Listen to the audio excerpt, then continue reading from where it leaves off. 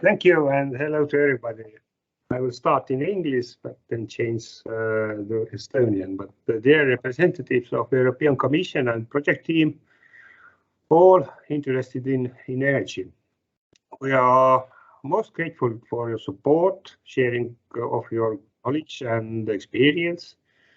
And we are honored to be one of the first member states to have a well-modeled basis for the planning of transition of electricity generation. And now I will switch to Estonian, since our main audience today are local stakeholders, companies, scientists, representatives of very different organizations caring about the future of energy sector.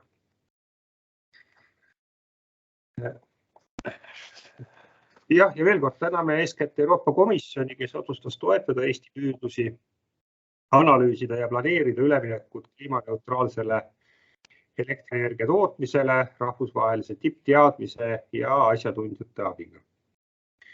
Projekt on ellu viidud Trinomics partneritega E3 Modeling, Stockholm Environment Institute ja TalTechi panustades oluliselt Eesti energiamajanduse tulevikku.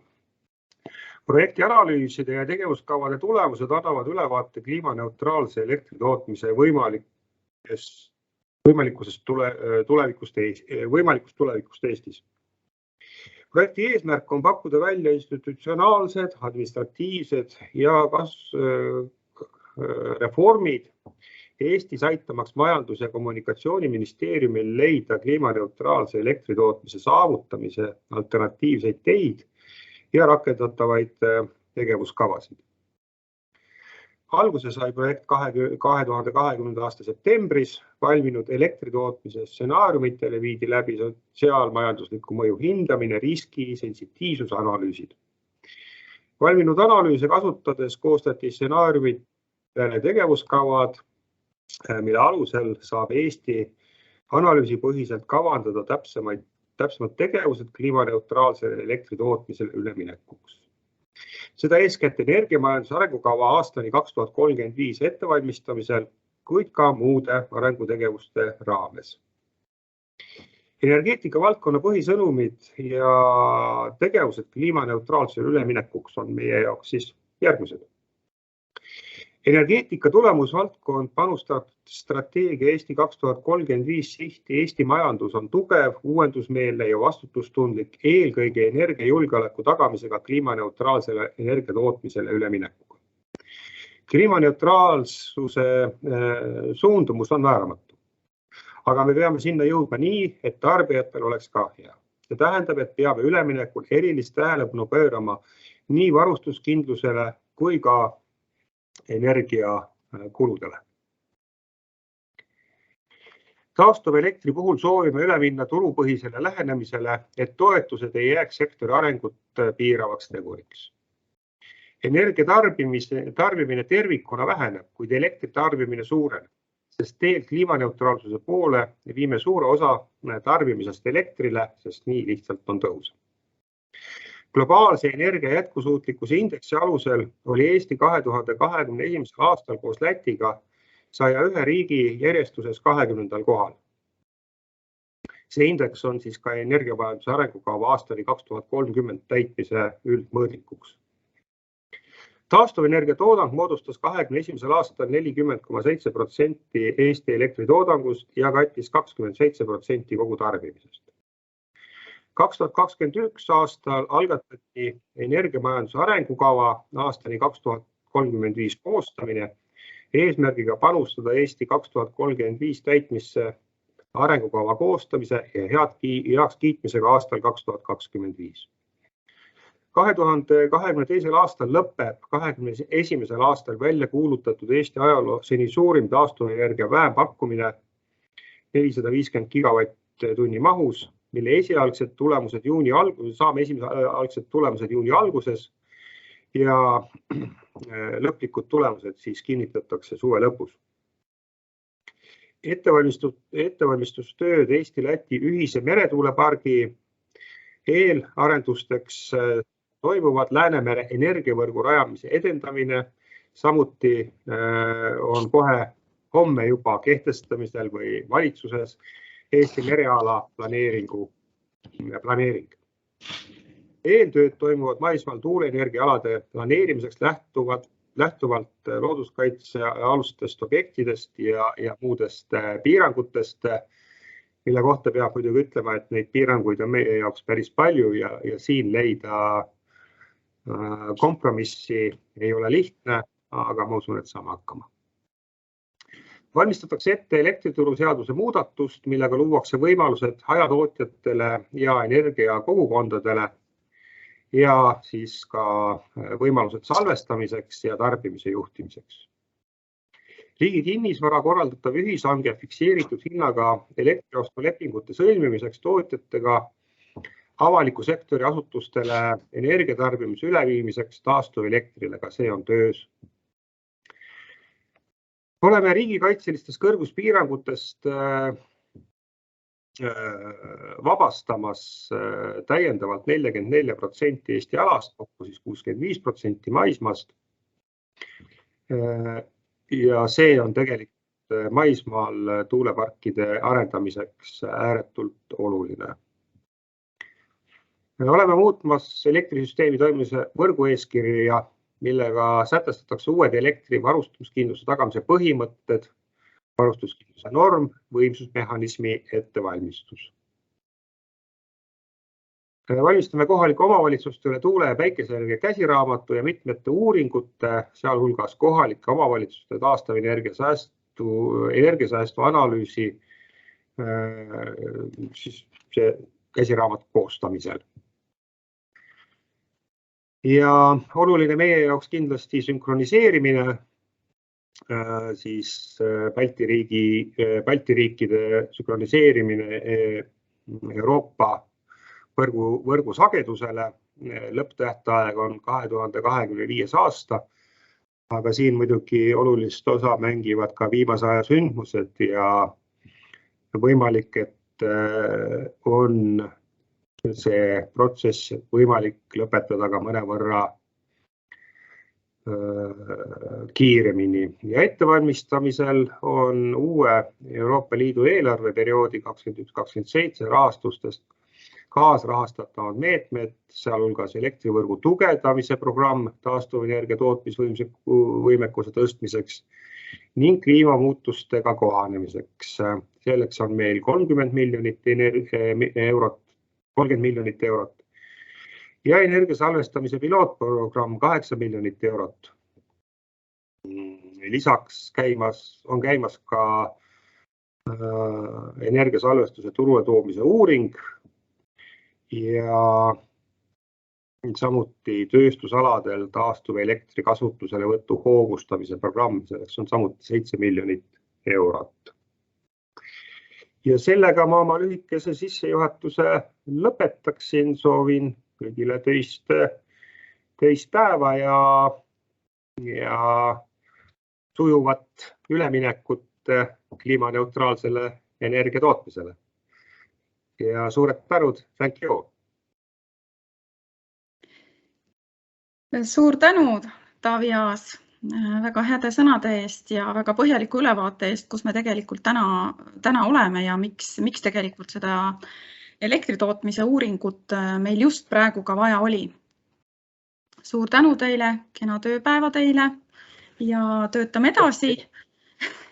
Ja Euroopa Komisjoni poolt, European Commission side, please, Nathalie, Berger, welcome to Estonian stakeholders meeting today.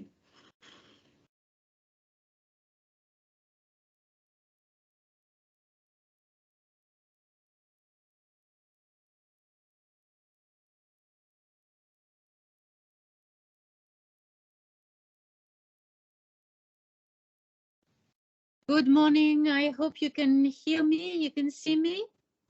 Yes, indeed. Thank you. Thank you. Thank you very much. I apologize. I have a technical problem with my computer, so I'm now logged on from my iPad. I apologize for the poor quality of the technicalities.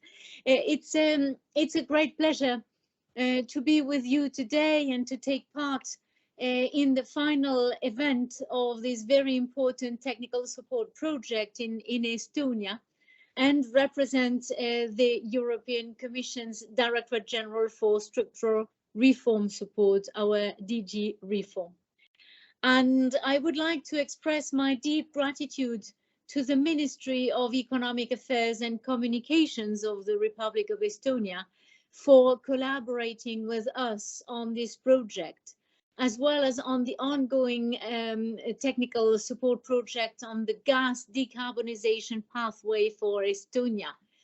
We are really very pleased, and I must say we admire all the stance and the energy that Estonia is demonstrating in moving in the path of decarbonization and moving your green agenda strategy. The project that we are considering and presenting today is closely linked to the European Green Deal and its objective to achieve climate neutrality by 2050. To get there, the European Union has set a higher binding target of a net reduction of at least 55% in greenhouse gas emissions by 2030 in a cost-effective manner. As 75% of the EU's greenhouse gas emissions in the EU is due to the use and the production of energy, reaching these goals requires nothing less than a complete transformation of our energy system. And very sadly, tragically, the war in Ukraine has made it clear and urgent that we need to move even faster to reshape the European energy system and to make Europe fully independent from the Russian fossil fuels as soon as possible. And you know that the European Commission has already presented a strategy on this and will present in a week's time a communication on Repower Europe with a detailed action plan on how to get there. In this context, I would say that the Estonian authorities may have been visionary, but they have been well ahead and preparing to face these unfortunate circumstances today. And so the authorities have requested support to identify the best suited action plan for the transition to a climate neutral electricity production at the latest by 2050. The deliverables under this project aim to help identify how the necessary electricity generation capacities will be brought to the market. Namely, this technical support project provides an in-depth analysis of different options or pathways to decarbonize the electricity generation and propose design action plans for each pathway. A thorough analysis of each options, accompanied by socio-economic impact assessments, is provided to support the decision-making and related action. And the main message stemming from the project findings is that Estonia can reach carbon neutrality and reduce its energy dependence by deploying different technology mixes up to 2050. To achieve the set target, the government needs to clearly define and communicate a decarbonization strategy and show its commitment to it. For this, the further analysis that will focus on other sectors such as, for example, the heating, the transport, the agriculture and forestry, the buildings, the industry, this is all extremely important. And the results of these projects will be useful while updating the relevant development plans and policy documents of the government, such as the National Energy and Climate Plan, as well as they will feed into the implementation of the National Resilience and Recovery Plan. We're very pleased to further support Estonia in relation to decarbonizing the gas sector, to increasing the energy efficiency, as well as to underpin Estonia's efforts under the Repower EU initiative, so the joint European action for more affordable, secure, and sustainable energy. The related projects all aim to contribute towards the fulfillment of Estonia's, I would say, comprehensive or integrated energy and climate targets, lower energy dependence, as well as the increased competitiveness. And I'm delighted to see how Estonia is committed to make its energy sector more green and digital. Together, we will move fast to deliver the European Green Deal. And this is also part of the solution to phasing out the dependence from the Russian fossil fuels in line with the Repower EU action plan. It has been a pleasure to collaborate with the Ministry of Economic Affairs and Communications. And I would like to thank you all for your active involvement and commitment throughout the project. And I would like to compliment in particular the team in the Energy Department for the outstanding partnership on this project. I would also like to express our appreciation to the various stakeholders for their contributions, their very valuable contributions during the project. Your input has been really extremely helpful. And I would like to thank our service provider, Trinomics, as well as their partners, the Stockholm Environment Institute and E3 Modeling, for their expertise and their availability in carrying out their tasks. I would like to thank wholeheartedly the Estonian government and minister for their trust, which deeply honors us. And I would like to wish you and us all together success in the next steps. And I look forward to learning more on the outcomes. Thank you very much. Thank you, Nathalie, for your kind words and wishes. And I see the way that we are just in the beginning. So it is the beginning of big process, and we should continue with fulfilling the all actions we have planned here. Thank you for your presentation and kind words.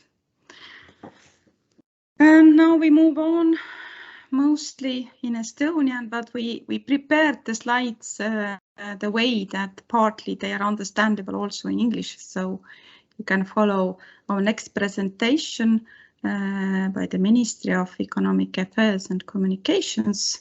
I ask my dear colleague Timo to do that. Hello, good morning. I have also some slides which I would like to share with you. Give me a second.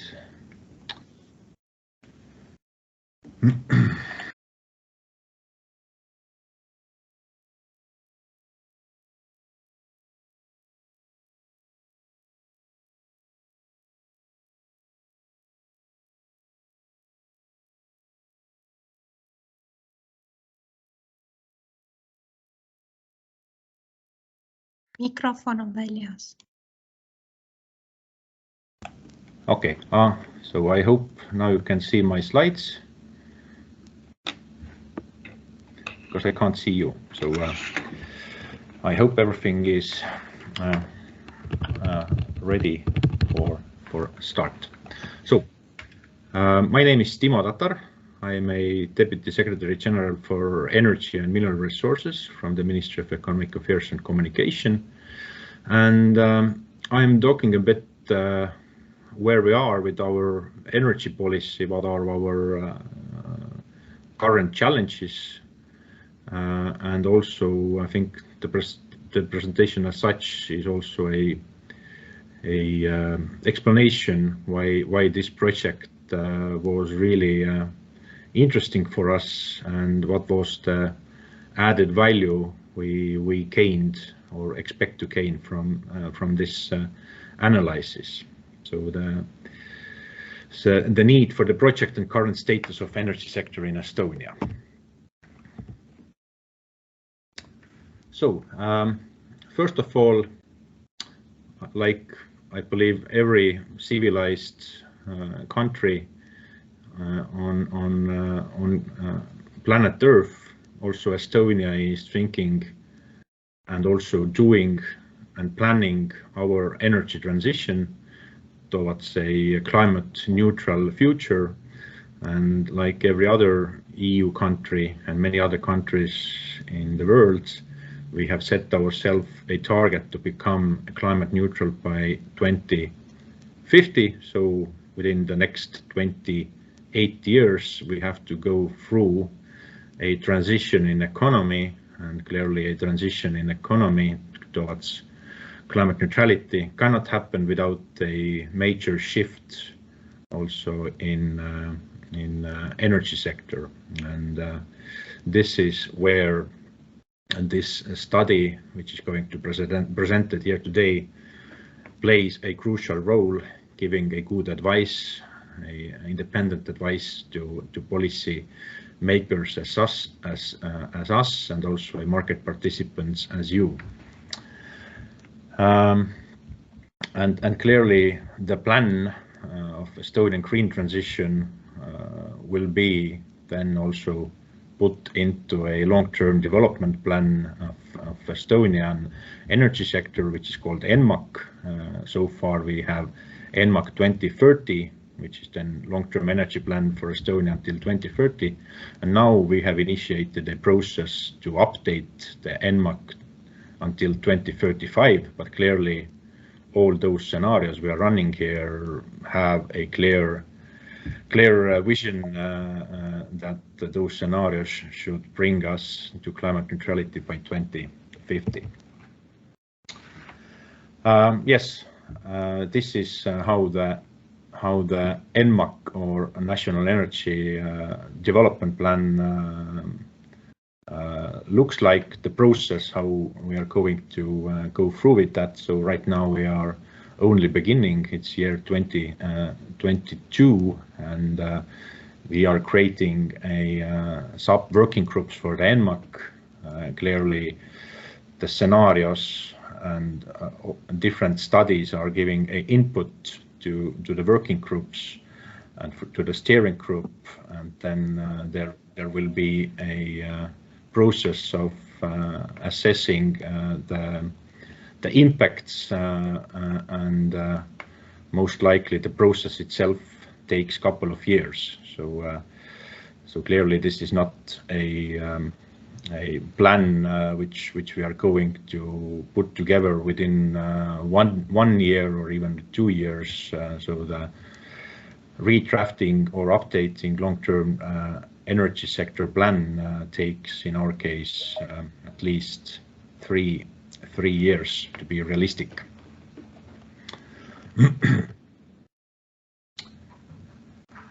And what was the objective of this study? The study was ordered together with European Commission to support the green transition which is going to happen in the Estonian energy sector. Clearly there are many different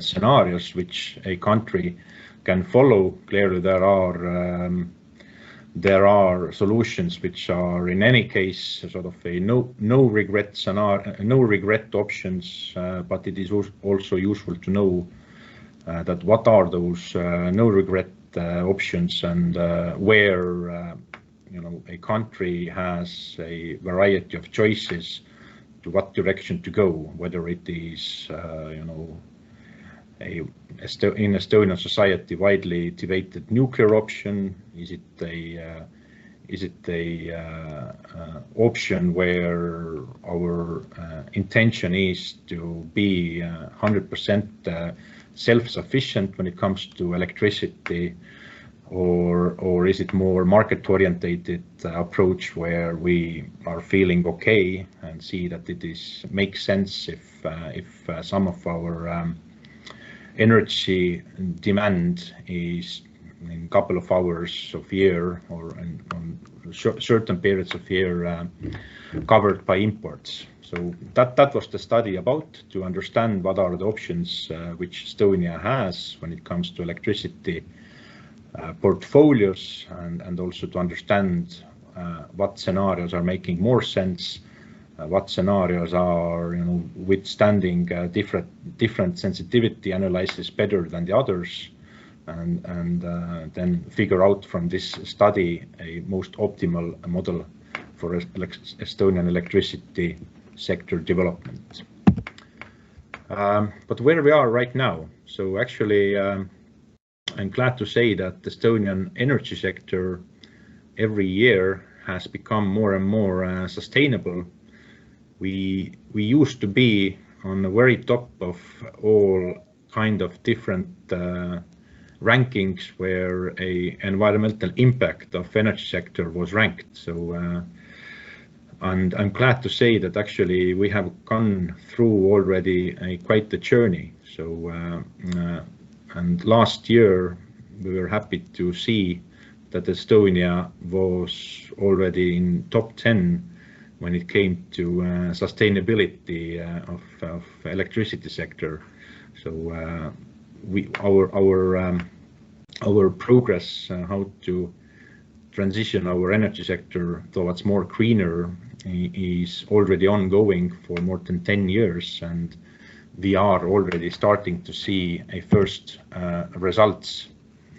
And those are the results. Those are on one slide different Eurostat rankings where Estonia right now stands in year 2020. And I'm glad to say that the situation is already quite satisfactory, but by far we are not there where we would like to be. So clearly the potential to seek even higher, to accelerate the transition is there, and we have to grasp that. But yes, when it comes to overall renewable energy position among EU member states, then actually in Eurostat graphs we are on 8th position with 30% share of renewable. But one must know that in year 2020 we sold quite a lot of our renewable energy statistics to other member states who weren't that successful meeting their 2020 targets. So some of our renewable energy statistics is hidden inside the statistics of Ireland, Luxembourg and Malta. So, and if we theoretically add those sold statistics to our official statistics, then actually we would be on a 4th position among EU member states with our renewable energy share. So the share actually would be 38%. And clearly the best position where we can be proud of ourselves is how we have managed and progressed with increasing renewable energy in heating sector and cooling sector. So over there we are already sharing a 2nd place among EU member states, following Sweden, and hopefully we will catch Sweden soon. And also we have made quite remarkable progress when it comes to increasing renewable share in transport. So there we are on the 5th position now. We used to be sort of at the very bottom of this table, but last couple of years we really sort of put metal to the pedal and increased our share of renewables in transport significantly. Where we are still lagging behind and no way happy with our position is when it comes to renewable electricity. Over there we are approximately 15th position among EU member states, and roughly every third electricity electron consumed in Estonia is right now coming from renewable sources, and this is clearly the position where we have to accelerate the current developments. And obviously, if our renewable energy share is increasing, we are using less and less fossil fuels, then this reflects also in different rankings when it comes to reduction of CO2 emissions. In fact, we are the biggest CO2 emission reducer among EU member states since 1990, 72%. And actually, what is more important, since 2005, we have also reduced our emissions by 40%. So I can say that we have become sort of quite an average EU member state when it comes to our CO2 per capita. So we used to share the position also with Luxembourg at very top. Now we are sharing I think 10th or 9th position when it comes to CO2 per capita ranking. But still, as long as we are having fossil fuels in our energy mix, then unfortunately those volatile fossil fuel prices, which we have seen recently, are directly mirrored in our electricity prices. So what we saw last year and what we are seeing still today, unfortunately, is that if CO2 price is going up, if gas price is going up, then there is no way that the electricity price could do anything else than go up as well. And the last year we have been witnessing extraordinary high electricity prices everywhere in Europe, including Estonia. And clearly the reason for that is that the green transition in electricity sector should be accelerated, should be quicker to avoid such high electricity prices we are seeing today. The more we are reliant on fossils, the more we are having those high electricity price hours. And what country like Estonia can do to affect the electricity price? Actually, there are two options. To have more affordable or cheap production in our price area, or then build more interconnections to the areas where there is already more affordable electricity. And right now we are in a position where actually we are not lacking power generation capacities in Estonia as such, but those capacities which are in Estonia are very expensive. So to give you an example, two dates from recent months, when the electricity prices in Estonian price area was extraordinarily high, more than 400 euros per megawatt hour, then actually what we saw that, you know, all Estonian producers were generating electricity, and actually, in fact, Estonia was a electricity exporting country. But when the electricity prices fell down to a level which is seen here on 3rd of January, just a example, then we saw that Estonian power producers were producing roughly half of the demand of Estonia, and Estonia was an electricity importer. So I think the challenge we are facing ahead is how to, you know, swap that Estonia is normally a electricity exporting country, and only in very extraordinary cases Estonia needs some support from neighboring countries. So that's, in a nutshell, is the challenge which we have to decrypt. And clearly for Estonia, the easiest way and having seen the study also a non-regret option, because I think that was suggested in every scenario, is to increase the share of wind energy we are having in our system. Again, a example from Estonian electricity market, where at the very same time we had hours where there was practically no wind in our system, and hours when almost all of our wind generation was working. And what we saw a very direct interlinkage. As soon as we had enough wind in our power system, we saw really affordable electricity prices in spot. So the more we would have such hours, the more we would have wind, the more we would have hours when electricity is really affordable, and that would create additional options also for sector coupling, heating sector. It would create options for demand response, it would create options for hydrogen, it would create options for storage, and many others. So clearly this is a alley which is clearly a non-regret. But what else should we add there to that portfolio to make our electricity portfolio affordable, sustainable, and secure? This is, I think, what we are seeking, and good advice from the study which is going to be presented today, or study outcomes. But what we are doing in wind, so clearly we have reached an agreements to open up vast majority of Estonian onshore territories for wind energy in perspective of defense, because we used to, or actually we are still having the issue that only roughly 15% of Estonian territory right now is open for building wind farms.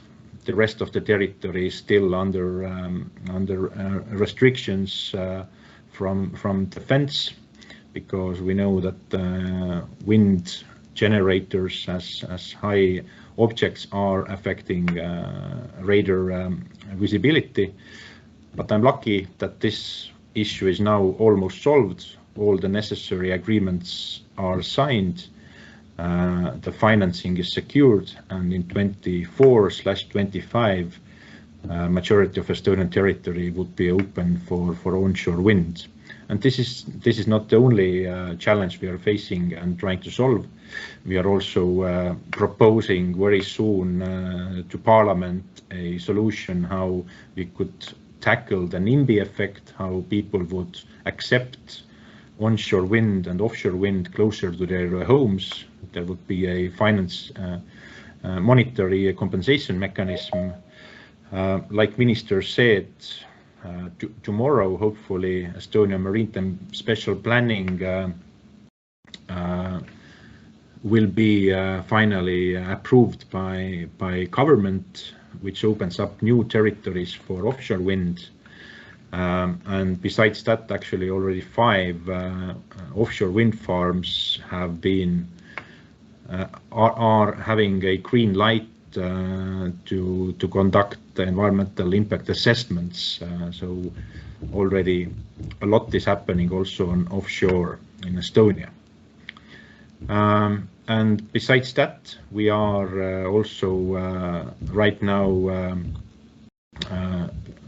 we have launched a so far the largest CFD, renewable energy auction mechanism, to have more renewable energy in our systems. So we are expecting offers or price bids from the developers in counted days. So 1st of June this year, we would expect a bids to our so far the largest renewable energy auction in an amount of 450 gigawatt hours. And we have already announced that this 450 gigawatt hours auction will not be, the last one. There will be even bigger auction launched early next year, in January next year, with the amount of 650 gigawatt hours. And clearly Estonia public sector is also transforming to electricity demand. We haven't seen so far not a satisfactory pickup of PPAs in Estonian market, and Estonian public sector decided here also to sort of lead by example, and we are launching this year, I think, European first public sector PPAs. There will be various PPAs in coming years, and of course the final destination here is as well that the Estonian public sector itself could transform to 100% renewable electricity consumption. And another good example where state has taken initiative to push forward the renewable energy developments is a Elvin project, which is a shared offshore project developed together with Estonian and Latvian ministries. And the plan there is quite simple, to dedicate areas in Estonian and Latvian waters, conduct in those areas all necessary studies until the permits are gained, and then put those areas and also with the perspective of connections with the grid to auction. And hopefully this is another example how we as a state actors can push forward the developments in offshore. But what else we can do, what other sort of directions we should seek to accelerate the renewable electricity transition in Estonia? This is where we are pretty much open for any good suggestions, and in that sense the study which is being now presented today gives us a very good basis for further discussions. Thank you for that. Thank you, Timo, for the very nice overview of current status. And this is very good introduction for the main we are gathering today. This is the future of Estonian electricity generation and the system. And I ask from Trinomics, Koen Rademaekers, to introduce now the main key findings of the project. Koen, the floor is yours. Hi, hello everybody. So my name is Koen Rademaekers. I'm the Managing Director of Trinomics, who is the leading partner for this project, and I'm also the project director as such. So as you can see, this project was not only done by Trinomics, but we also involved important partners like our local partner, Stockholm Environmental Institute, the university in Tallinn, TalTech, and for the modeling part, for the socioeconomic modeling then, we involved also E3M modeling based in Athens. So they are the people dealing with the PRIMES model, also very well known for the European Commission work. So basically, I will quickly introduce the project as such. So if you can go to the next slide, Andrea. So the agenda of the morning session is basically that there is a short introduction by myself on the objectives and the pathways very quickly. Then we have a session on the key findings of the project that will be done by Lauri and myself. And then after the lunch, we have the sensitivity analysis and the final action plans. And so we will start with the final action plans and then the sensitivity analysis due to availability of different people. So that's in a nutshell the aim of the morning session. I invite also people if you have, as we are with more than nearly 80 people in this call, to maybe send us your comments in the chat. Yeah. So you can easily go to the top of your screen, and there you have the chat function, and then we can keep ahead with all the comments which are coming in, and we can also take them on board. So I will say quickly about the project objectives, but I guess that also the esteemed speakers before me already indicated the overall aim, but it's good to remind that basically it's about a proposal and analysis of the institutional, the administrative and growth-sustaining reforms in Estonia that will enable Estonia to achieve climate-neutral electricity production by 2050. Climate neutral is something that is discussed. What do we understand by climate neutral? Does it mean that zero CO2 emissions or not? So it's nearly CO2 emission free. Some pathways are aiming this, others they are still involving some fossil fuel emissions. So that's, but it's really in the direction of getting into a climate neutral electricity production. And of course, one of the major issues was that we have to develop something taking into account the socioeconomic impacts of decarbonization policy. And so taking into account what are going to be the investments, from who should these investments coming from, and the impacts of these investments from a public and a private point of view.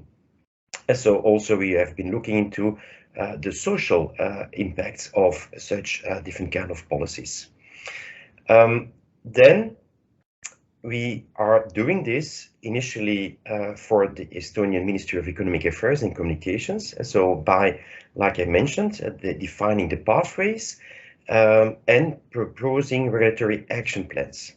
And that's where really the issues are popping up. And so when you're developing these kind of pathways, what are now the kind of actions needed to develop these pathways? And there, the nitty-gritty things are popping up. We have been trying to deal with them. We have prepared a huge report, and the last 2 days we have prepared a short summary to make most of the pending issues quite straightforward. That has been sent around by Irje to most of you. So it's a document of only 15-20 pages. But of course, it's a summary which is falling back on a huge amount of work that we have done. And that I will explain directly in the next slide. So in the next slide, you see that basically we have here an overview of the different deliverables. And it gives you an indication what we have been doing over the last, 9 months. So the contract was signed in summertime, and we could start working on it from the end of September onwards. So that was deliverable 1. It's basically writing the inception report, having a good understanding about which way forward, discussing it with the different stakeholders from the ministry then. And that led us then to, first of all, data collection, which was done by Taltech together with SEI. So trying to keep ahead with what is now available, what additional information is needed, and so on. So that was done basically in September, October. And that led us to deliverable 3, which was basically the modeling of all the pathways, which was led by SEI. And there initially we started with a business as usual pathway. Then indicated in terms of reference, we had to deal with minimum 3 pathways. Due to many discussions with the ministry, these 3 became 4 or 5, and at the end we're arriving now at 1 business as usual pathway, 1 reference scenario, and then 8 separate pathways. So it became more complex and more developed than we initially thought, but it gives you a better idea about what are now the different issues when you do develop different kind of pathways and the kind of outcomes. Then of course, once a pathway is finalized, what's done around December, January, we developed the socioeconomic analysis, so which was done by E3 modeling. So where we're looking at what are now the kind of economic impacts when looking at GDP, employment, but also socioeconomic related issues. And that's of course one of the key elements when you do develop pathways, is that you have to have a good understanding what will be the impact on, for example, price, for example, of electricity, which is one of the key elements that we see today. So pricing impact, but also distributional impact. So impact on disposable income for the consumers. So that was done in February, March, and this led then to also a risk assessment. So where we have been mapping the risks that might threaten the successful execution of decarbonization pathways. All these deliverables have been approved. And now, lately, over the last 2 months, we have been looking at deliverable 6, so basically the sensitivity analysis, where we have been looking at the kind of assessments or the kind of assumptions that we have taken into account in deliverable 3. And where we have been looking at, together with the client, the ministry, what are now the kind of indicators we want to change, to see in which way certain pathways and outcomes will change if you're going to make changes in the basic indicators. So there will be in-depth explained this afternoon by Matthew. Explain a little bit what we have been doing there and what are the kind of outcomes. And then what we have been finalizing, and we are still working on it. So the ministry received a draft report on deliverable 7, which are basically all the actions. So for each of the pathways, we have developed the kind of actions needed. And that became a pretty lengthy report of nearly 200 pages. So this will be also presented then this afternoon by Andrea, and there we can have maybe then a more in-depth discussion in the afternoon session.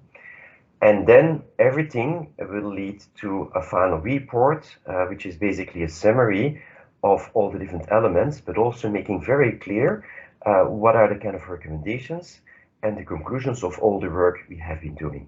So deliverable 5 to 8 was also led by Trinomics. So that's in a nutshell what we have been doing. And then I added a small slide. Andrea, if you can go to the next slide. So basically, as an introduction to what Lauri will present is basically a short introduction of the different pathways, as I think it will be important that most of you have a good idea about the basics of the different pathways. So the reference scenario that we have been using is starting with new capacity with a focus on batteries, solar PV, and onshore wind. Offshore wind will follow basically after 2040 in the reference scenario. And there is a growing use of biomass fueled oil shale plants. So that's the reference scenario. Then very rapidly going through the different scenarios of pathways we have developed. So a very important one is what we do call renewables plus storage pathway. There we do add 1000 megawatt of offshore wind by 2030, then expanding it to 4000 megawatt by 2050. So this scenario is really focusing a lot on offshore, but also onshore wind and solar, and a growing use of biomass fueled oil shale plants. So people who have difficulties to follow, it's also partly mentioned in our summary paper, and it will be explained also in the documents that some of you have received. The next pathway is the nuclear one. So that's basically where we are thinking to develop then 3 times 300 megawatt small module reactors by 2040 plus. So because there, the big question will be, what will happen with the technology developments, and will this kind of technologies be available by 2040 or even later? So if you talk with quite a lot of people in this respect, they have different kind of opinions about it, and some even say that 2050 is even too short. Then we have the CCUS pathway, so carbon capture, usage and storage, which it will continue to operate the shale plants as you have them today. Batteries and onshore wind are other major additions, and it satisfies less and less of domestic power requirements. Then we have a pathway on renewable gas. So there it's also quite straightforward what we do propose. So we add 1,000 megawatt of biogas capacity by 2030. However, it's as we will explain later, rather expensive. And otherwise, similar to the reference scenario, we will add batteries, solar, PV, and onshore wind capacity. Then we have also a very important pathway, what we call the old technologies pathway. So there we will build new capacity with a focus on batteries, solar PV onshore, and we will build also 2,000 megawatt offshore wind, which we follow after 2040. And then it will be added with a pathway where we say, look, 1,000 megawatt dispatchable. So that's basically the old technologies plus the 1,000 megawatt. And then we have one where we say, look, we are going for no net imports. Basically, there we will build new capacity with a focus on battery, solar PV, and onshore. It will also add medium fossil fuel gas capacity, 400 megawatt after 2030. So this is in a nutshell the most important ones. And that it's a kind of introduction that I want to give to Lauri, who will basically give an introduction to all the work that SEI has done. So, Lauri, the floor is yours. Yes, could I have the next slide? And one after that. Yes. Okay, thank you. And also very big thanks to the Ministry and European Commission and all the partners throughout the projects. It's really good to arrive to this day actually, and then be able to discuss these results. In every step of the way, and with regards to the pathway modeling as well, I think we have met with most of you several times. But what is important is that really the sensitivity analysis that we will go in depth later in the afternoon has changed a little bit our view on the pathways, and we have recalibrated, taken the wind curves more conservatively. So that has changed a little bit the modeling results compared to the previous the initial pathways that we presented. What is really important as well regarding the pathways, just to remind, was that how did we do the pathway modeling? Was that it was based least cost modeling, meaning we said this is the end result in terms of climate neutral electricity generation, and then build up the model had to choose what are the most cost efficient pathways. And model always chose the kind of least cost from CapEx and OpEx point of view, meaning the total cost over life cycle of the electricity production, and the alternative pathways that Koen was introducing. That we just tested out. What if we force the model to say that, hey, we will have these nuclear 900 megawatts, or we will just have a lot of offshore wind capacities, take them as a given, and how does that change the picture? So all those scenarios were a little bit deterministic initially. We gave parameters, and then try to analyze how that shifts the overall portfolio in terms of export, import, in terms of electricity prices, and so on. But there are some really important, I think, takeaways when comparing all those pathways that we analyzed and model, is that we see in all climate neutral pathways certain shifts. We see clear electricity production shift from oil shale based capacities towards wind and solar. And also what we see that with the increase of renewables, obviously the key question that throughout the years in a public debate has been, how do we meet the security of supply and balance? Well, we also set as one key criteria that these pathways have to satisfy the security of supply criteria. So what we see then is that the fluctuations in renewables are balanced by several things: built up dispatchable generation, then storage, and then demand side management and electricity imports. So there is not a single action or single one silver bullet that helps out. You have to do several things. Obviously, cross-border training, that has been Estonia's strategic approach to increase the interconnectors. That will be very important in the future as well. But then taking care that there would be different dispatchable capacities in the system and storage capacities, as well to the demand side management. Just to give you an idea, the demand side management, we are talking about more than 200 megawatts of worth of shifting and playing around with the demand side. So just to put in a context, our peak load currently is 1,600 or so, in that range. So this is significant amount of demand side management in the future that we need into the whole system. And perhaps one of the kind of most unexpected insights or very, very new insights, at least, is how important and how big the batteries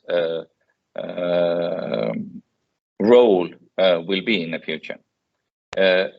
If you look at most of the pathways, the batteries in combination with the demand side management, this is cost competitive across all pathways and really complements well the scaling up of wind and solar resources.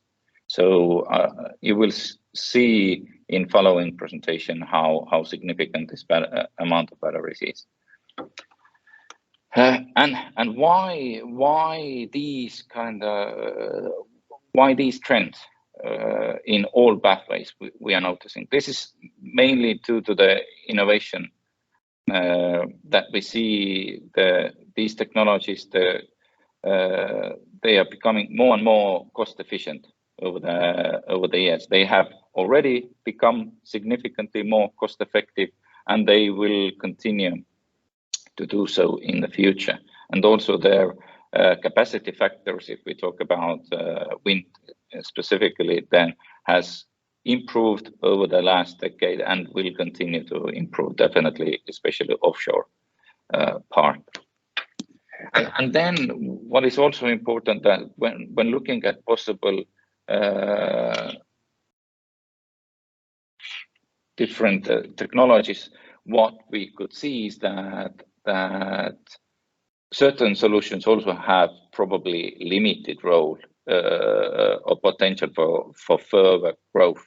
If we talk about significant use of waste or biomass, scaling it further up, or hydropower capacities, then there are certain constraints either in terms of resource availability or then cost competitiveness issues. That just some solutions make more sense and are easier to deploy and scale up.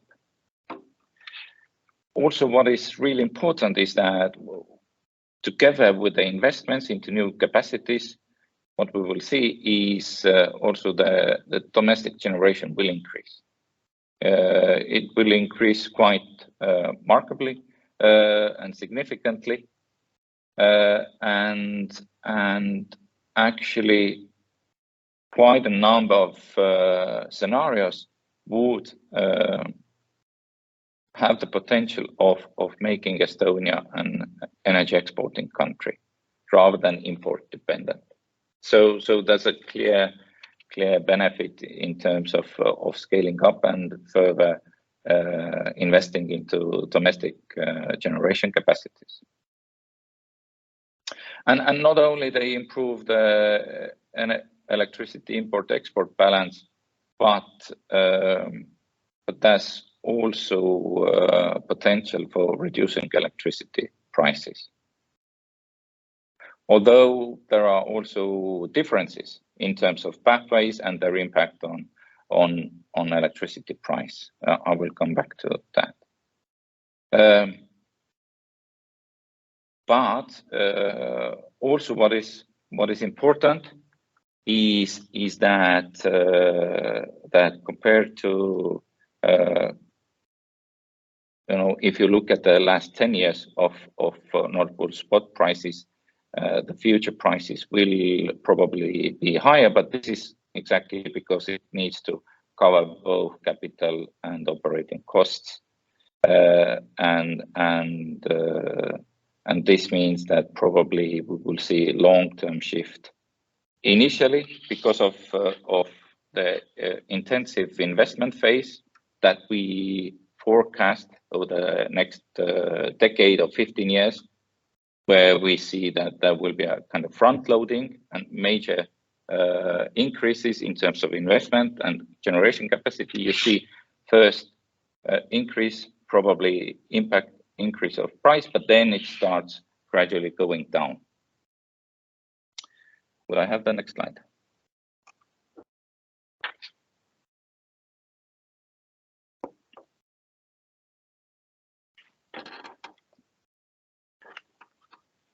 I think Irja also shared results, key results document with you.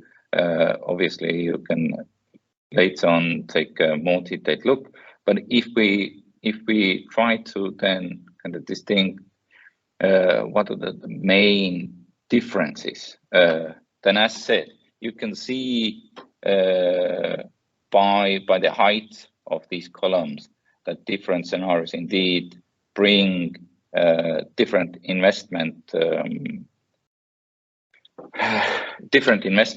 Obviously, the biggest investments will be with the renewables and storage, very ambitious kind of export-oriented, strong growth in renewables, where in addition to the more, let's say, low-hanging fruits of scaling up solar and onshore wind, there's also significant share of offshore wind.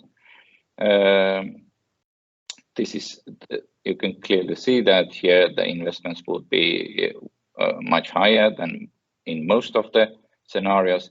And similarly with the nuclear, that if we enforce the model to build up a sizable nuclear capacity, this will also bring along significant investments.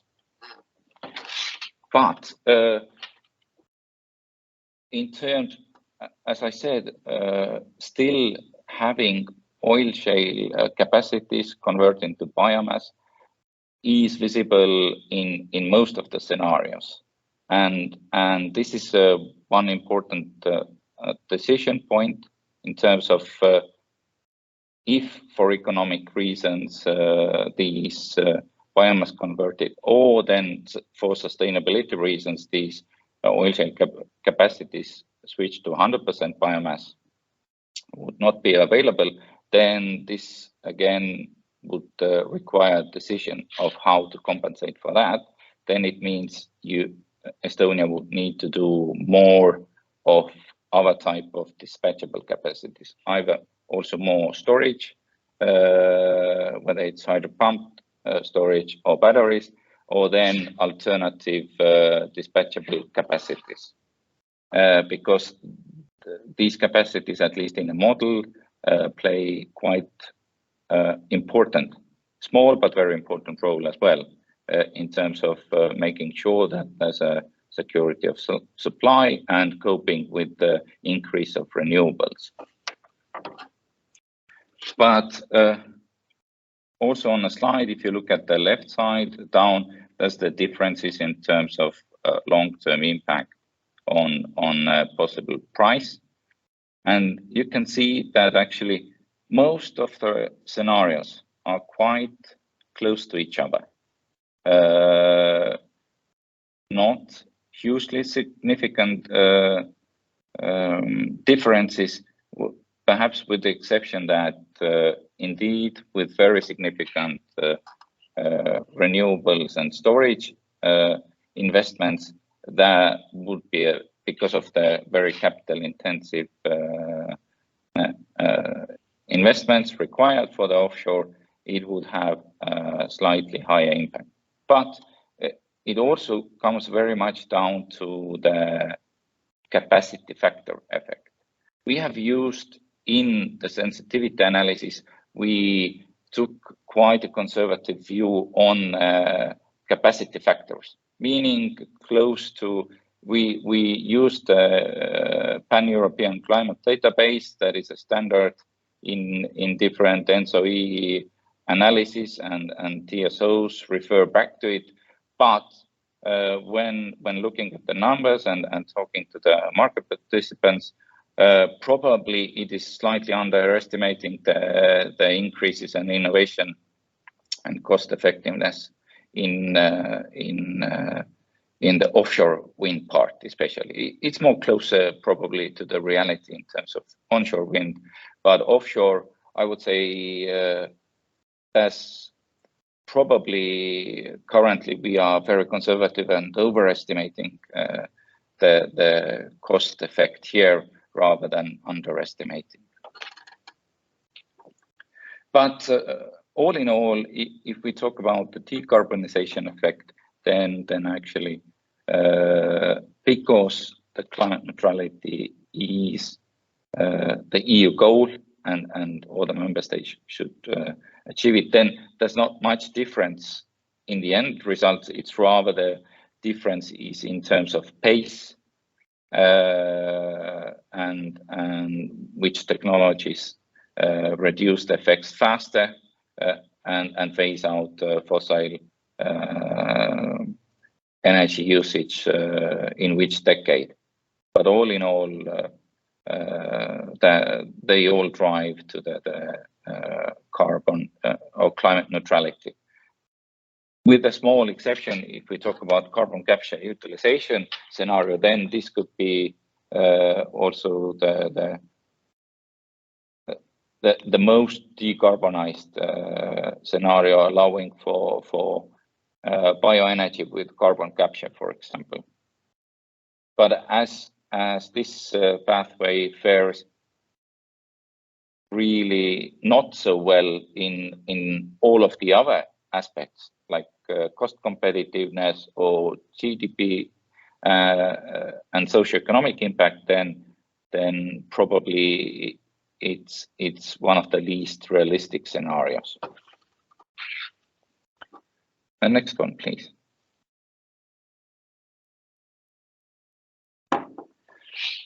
And yes, so we also, after developing all these pathways, we looked at the socioeconomic impact of those choices facing Estonia, and it was looking at the investment, impacts on its investment size, impact on GDP, on employment, and also disposable income through the price effects.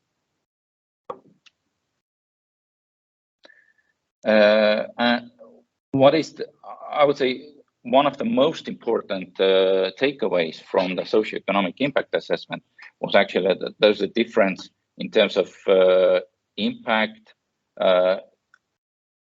in terms of financing strategy, if we are assuming domestic Estonian savings-based financing, then there's probably a chance for crowding out, and in that option, the GDP effects will be far less positive.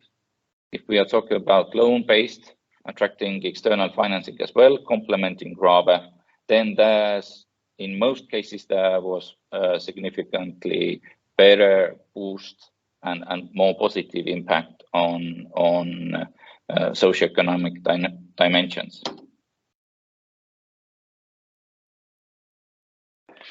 And if we talk about then what were the standout scenarios in terms of either GDP gains or socioeconomic gains, then we can see that with the external financing, renewables plus storage pathway had the highest positive socioeconomic effect in terms of GDP. And also this was at the regional level. You could see that it was concentrated in certain parts where you had the highest positive effect. But then, as I said already, in terms of lowest GDP gains, that was the carbon capture utilization pathway, both in terms of GDP and socioeconomic gains regionally. Slightly different in terms of if you look at the self-financing, but I would say given Estonian financing sector, given historically that Estonia economy is very much kind of bank finance type of and very open and integrated financial market wise, then probably we can safely assume that it will be less of this self-financing type of strategy going forward, rather than we will have the loan-based financing.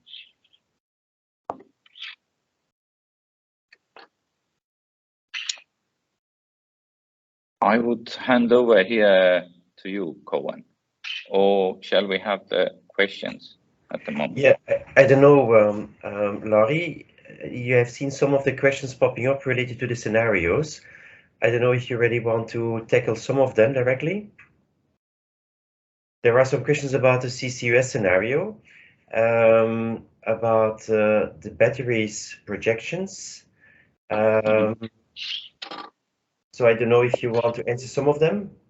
Mm-hmm. Okay.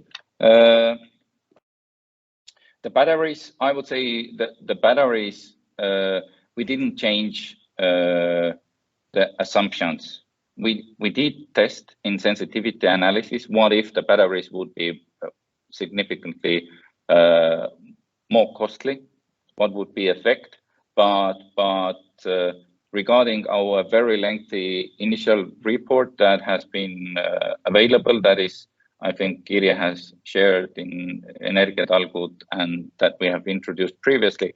So that our assumptions are very much in line with the International Energy Agency data, European Commission data, and the US Department of Energy data and forecast and projections with batteries. And we can see already currently like Tesla doing these large-scale battery projects in reality. So we know what currently even the batteries are available, what are the investment costs.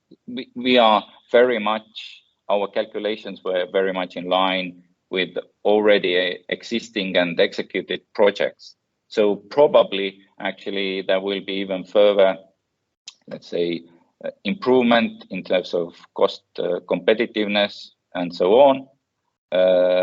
But the battery assumptions, yes, were not so positive because we are hoping for very big increase in terms of their cost competitiveness. But rather, we already took the data that is available from the last few years of such kind of projects, larger scale projects.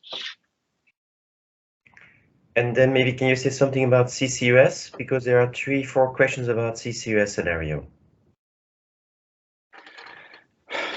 CCUS was looking at that kind of comparable technologies that are out there already in pilot and demonstration phase.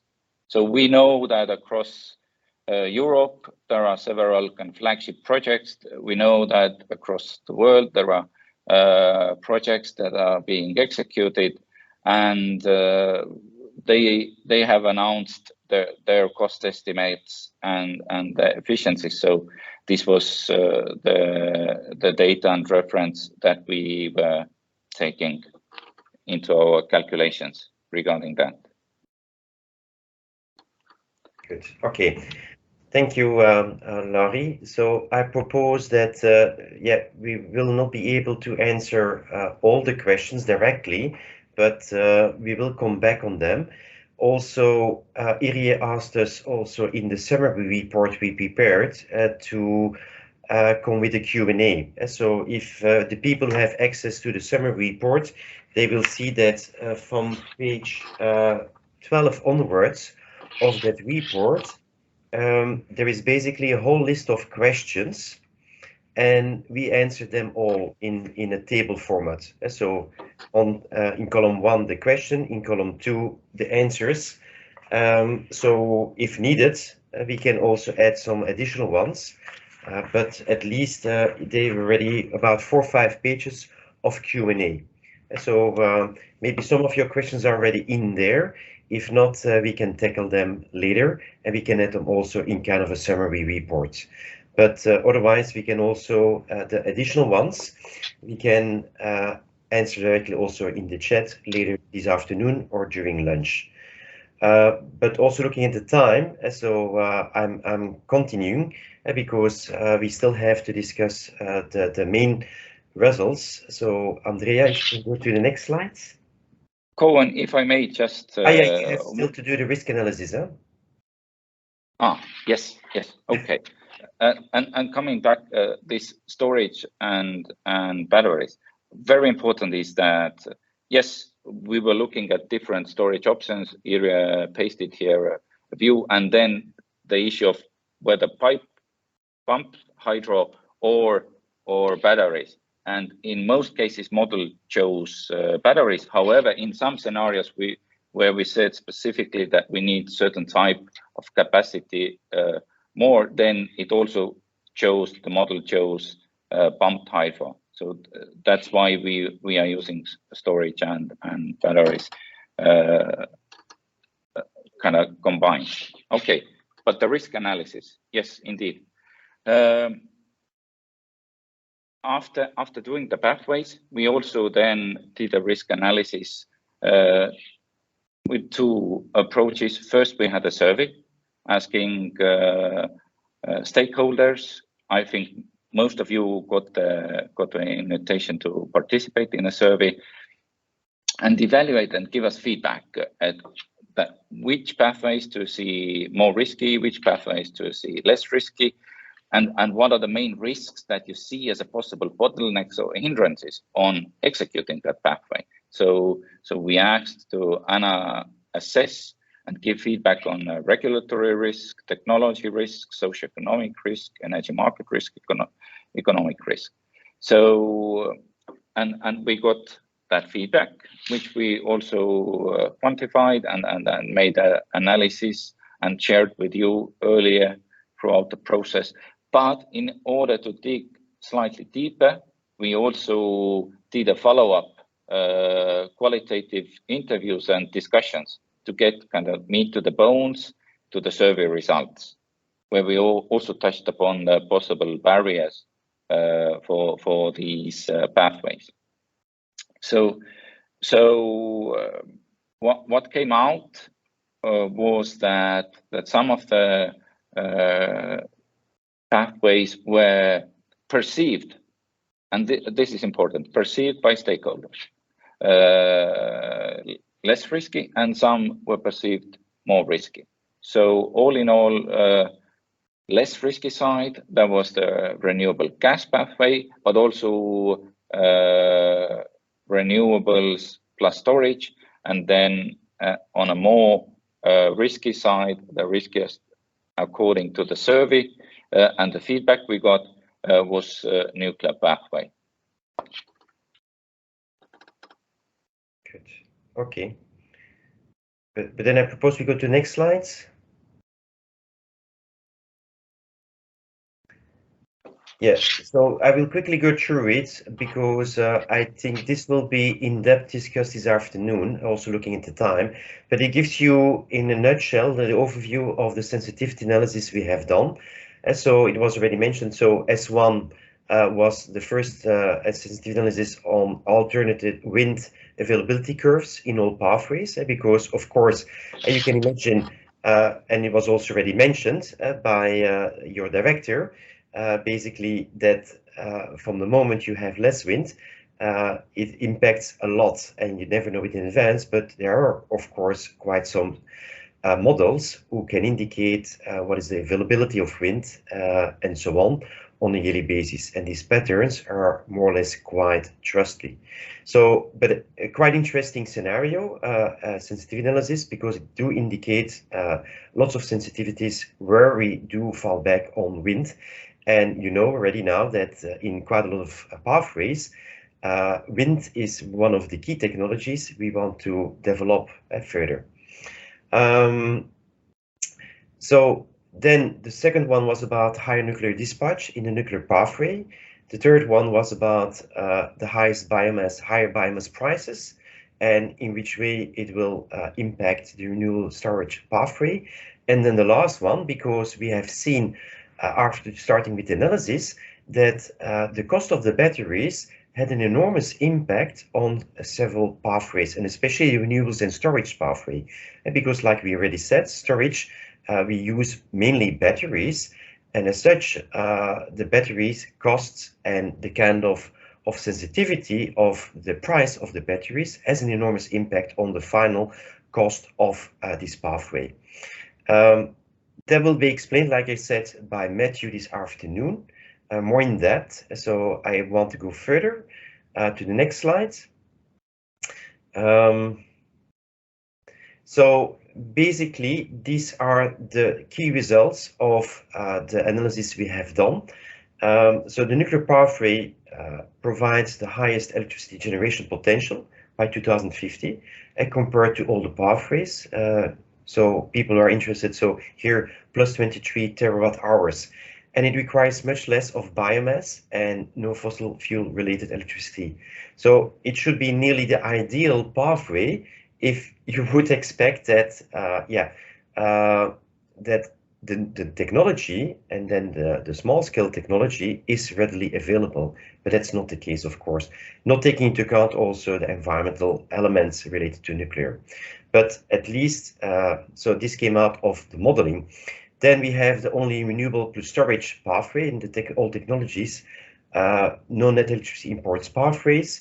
They exceeded the electricity requirements for 2020, 2014, 2050. And so that's important to know, is that these pathways, in function of the assumptions, of course, of the pathways we have developed, that there should be enough electricity generation available. The investment costs are the greatest for the renewable plus storage, the nuclear and the renewable gas pathways.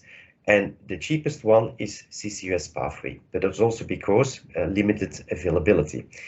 The nuclear pathway has the lowest average electricity prices, so that's not, Again, starting with the assumptions that the cost for nuclear will not increase heavily in the next 20 years. And so the assumption is that we took into account the information we have today, and we have taken that into account. And in function of those assumptions, the nuclear pathway will give us the lowest average electricity prices throughout the modeling timeline, where the CCUS pathways has the highest average price.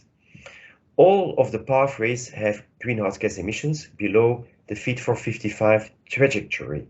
So that means that we do normally have all pathways taking into account what countries should develop under the Fit for 55 trajectory.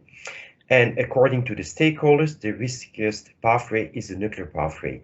And whereas the renewable gas, old technology, 1000 megawatt dispatchable capacity, CCUS, and renewable plus storage pathways are considered the less risky. So this is really, I'm mentioning this again, this is according to the stakeholders we have been interviewing and who have been surveyed. So this is the feedback we got from the stakeholders in Estonia. And then we have the rest storage plus all technologies pathways offer the best overall outcomes based on the socioeconomic and sensitivity results. So the rest plus gas can also deliver good outcomes. However, it would be recommended to significantly reduce the installed biogas capacity. It's not economically to use it. So I think it's all, so maybe this is going a little bit fast, but it's all quite well explained in the document we received and why. So next slide, please. So then the overall conclusions. So because basically the slide before were the outcomes of the modeling.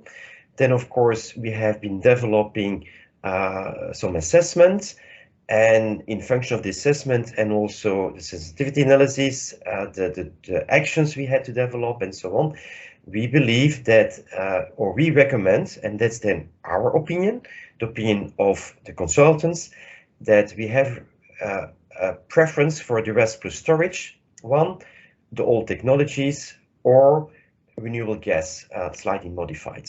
So, and there basically it's also explained well in the summary document already, but across all the potential scenarios we have examined, in our opinion, the old technologies and the renewable storage, basically then offshore wind and plus on wind, are the pathways that appear to offer the best combination of, and that's important, the benefits, the costs, the risks, and the feasibility. And so we have been taking into account different kind of indicators to come with our overall conclusion. The rest plus storage scenario scores positively concerning security of supply, limit to fossil fuel use, socioeconomic impacts, and CO2 emissions. But unfortunately, it's one of the most expensive scenarios. So this is really the biggest challenge when we go for the rest plus storage one. A strategy led by renewables also aligns well with the deployment in neighboring countries. It is based on proven technologies, and the actions required are relatively straightforward. So we are falling back on existing technologies. For more balanced pathway, the old technologies one could fit because basically it offers overall pretty moderate good outcomes. So nearly, but not very high ones, but also no negative ones. So if we want to go for a quite stable one without very high outreaches, positive or negatively, this could be a way forward. So that's in a nutshell why we do recommend those two. And the renewable ones, the pathway scores pretty well.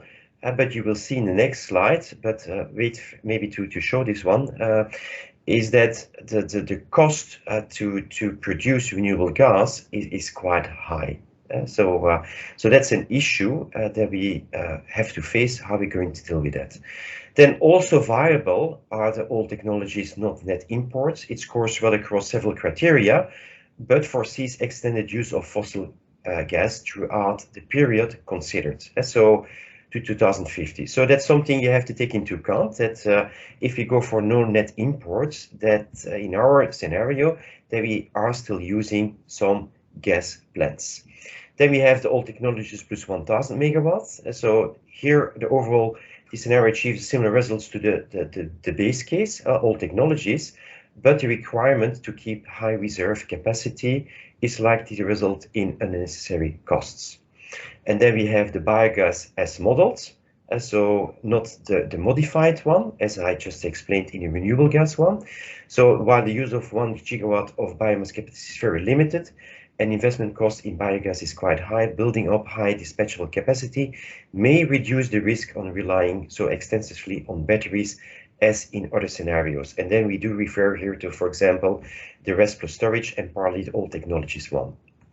And then the ones we don't recommend. So the CCUS one, it's quite clear. So for the time being, we have limited possibilities, also limited investments are possible. So in that respect, I don't think, and that's the opinion of the whole team, it's the right way forward. And the nuclear one, so I already mentioned it quite rapidly. So the path is giving pretty good outcomes, but of course, giving also the feedback from the stakeholders and our own analysis also, that it's for different kind of use, and we wrote it down nicely. The nuclear may be part of a balanced mix in the long term, but it cannot be the core of a decarbonized strategy in the near future. So due to the fact that the technology is not readily available, and as such, we believe, and that's an important recommendation for the government of Estonia, it's really important now to focus on the more mature and available, scalable solutions. So, and I think this is an important recommendation from our side. We will come back on it, that we have to take into account that the technology is not available today. And as such, if you really want to arrive at a decarbonized environment, you have to start working today on developing available technologies with available technologies. So, and this is really key to understand. Next slide, please. So, Andrea, next slide. Yes, so this is basically a summary assessment. It's also explained in our documents. It's an interesting slide because it gives you in the first column basically the indicators. So security of supply, what about fossil fuel use, what about electricity from biomass, what with the CO2 emissions by 2050. We also have indicated as indicator what about average electricity price to be expected in 2050, total cumulative investment costs, the total network reinforcement costs, renewables subsidies cost. So important also from a public spending point of view. Which scenario does, for example, do include subsidies, where we believe that without subsidies or specific incentives, it will be very difficult to achieve the kind of targets that are needed under each of these scenarios. Then we have the socioeconomic impacts, as explained, GDP, employment, dispatchable income. Then we have the risk analysis, we have the sensitivity analysis, and we have the main implementation challenges. And so these are the kind of indicators we have listed for each of these technologies. And then you see that we have used color codes, and each color code is standing for, if it's dark green, it's very favorable. If it's light green, it's moderate favorable. And when it's yellow, it's there is little or no impact. And when it's light or red or pinky here, then you can say it's lightly unfavorable or highly unfavorable, like the darker red ones. We have also developed in the in-depth study a similar table with quantitative information. And so it's not only based on a qualitative part, there are also a quantitative information available, not for all the boxes, for most of them. And so, and there you see that, of course, if you go for CCUS, CO2 emissions are quite low. And that's the same for nuclear. And so, no or limited impact. If you see that, for example, the rest plus storage one, it's several times dark green, but also several times dark red. And that's then related again to the fact that we see high investment costs, we see high reinforcement costs of the network, and we also do believe that there is a need for quite some subsidies to close the gap about what we believe could come automatically from the market, but where there is a gap in function of capacity. So I'm not going through all these boxes. We can come back on it if there are specific questions, as they are pretty well explained also in the report. Also take into account the time. Next slide, please. There are still 2 slides, and then we go to the lunch. So this was already indicated by the ministry in the presentation. So these are the no regret actions. So I think, and it's not a thinking, we are convinced that there is a huge need to streamline the planning process. We know from other countries that if you really want to deploy offshore and onshore wind parks, that there is a need, for example, for one-stop shops, there is a need to streamline this process and so on. So this is something we do recommend, and this is no regret action because it's really needed and more than worth the investment. Actions to reduce risks on renewable and low carbon investments. So feed-in premiums. Yeah, the feedback here, and maybe André will come back on it later. So some say it's outdated, so that we have to go for more flexible options, like the contracts of differences, where we do limit the lower and the high level. So there are different options possible. Also for renewable gases, nuclear and CCU technologies, a more detailed technology-specific risk reduction instrument is required. There is a setup of market for reserve capacity, flexibility, and ancillary services. I'm going quickly, quite fast through this kind of actions because we will come back on them very in-depth this afternoon.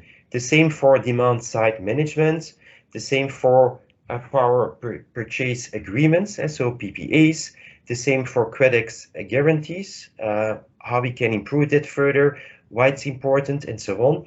And the same for also support vulnerable households, including economic, technical, and informational support. Next, please. So this is the last slide of the morning session. So, like I already said, there is a need for clarity and commitment. So, of course, some people are saying, yes, your report should be, is needed to develop this, but at the same time, there is always, from a government point of view, a need for policy strategy. Yeah, so, and this study is very useful to give an indication about the potentials of each of these pathways. But at the end of the story, it's also a political decision that has to be taken. And as such, there is a need for a clear strategy for the decarbonization of the power sector, taking into account all these kind of elements. And so what about these investments? What about the kind of technologies you refer? What are kind of risks you want to take, and so on? How do you see market involvement and involvement of the public side? But at the end of the story, certain decisions have to be taken by the ministry at the political level, and it should be fine or best that it's also written down in a clear strategy. The strategy does not need to mirror any of the pathways that we presented, but it must include a coherent set of objectives, actions, and financial commitments, what I mentioned. There is a commitment needed from the Ministry of Finance, the Prime Minister, and as far as possible, the support of all major political parties. And it should be also clearly communicated to citizens and public administrators at all levels. There is a need for further analysis, so we have done already a lot of work, but to achieve decarbonization targets at country level, the analysis here presented should be complemented with further analysis under a system integration perspective. With system integration perspective, we mean that different kind of stakeholders, but also different kind of elements that we haven't been taken into account because we are looking at electricity pathways should be taken into account. Then we are talking about the building sector, for example. We are talking mainly then about heating and cooling, but we are also talking about what kind of further policy development can we see in function of energy efficiency. And so this is, if you look at all the policies coming from the EU level, energy efficiency is the starting point. So that's why that you need to have an overall system integration perspective to also understand very well the kind of needs from an electricity point of view. And as such, this is partly missing. And of course, I also forgot transport. So transport is also an important sector that have been taken into account if you want to develop such an overall perspective. The present analysis should also be repeated regularly to ensure that the preferred technology mix is still the best way forward. But at a certain time, so at the same time, it's important to start develop certain elements, because otherwise final decisions will be postponed, and that's of course not the way forward. So at the moment, there should be taken a decision with the know-how we have today, what is feasible in the short, medium and long term, and then you can keep open certain flexibility in function of new technologies in the near future. That's in a nutshell the conclusions. We will have time this afternoon because the sessions this afternoon are a bit more lengthy, and so we have 2 times a session of 1 hour. So in that respect,